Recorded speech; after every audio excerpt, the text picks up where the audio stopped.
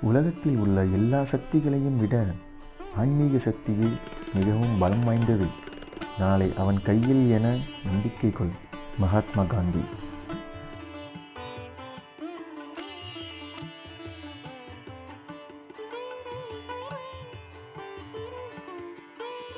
கடிகாரம் எப்பொழுதும் இடைவிடாமல் ஓடிக்கொண்டிருப்பது போல கடவுளின் திருநாமத்தை இடைவிடாமல் ஜெபித்துக் கொண்டே இருங்கள்.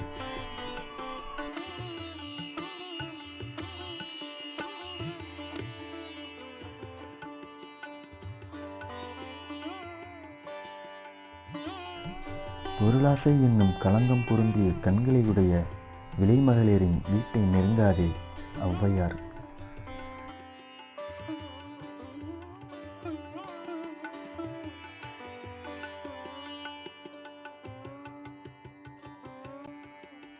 அனளவு கூட பிறரை ஏமாற்றுவதில்லை என்று வாழ்பவன் கடவுளுக்கு சமமானவன். உலகம் ஈசனின் படைப்பே. மகாகவி பாரதியார்.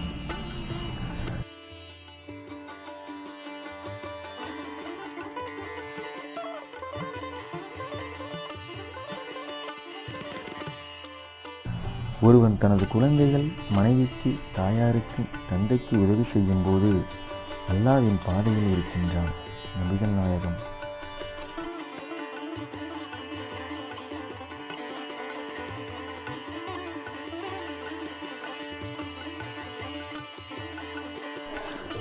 கடவுளின் கருணையை உன்னுடைய பணத்தால் விலைக்கு வாங்கிவிடலாம் என்று நீ நினைத்தபடியால் உன்னுடைய பயணம் உன்னுடனே அழிந்து போகட்டும்.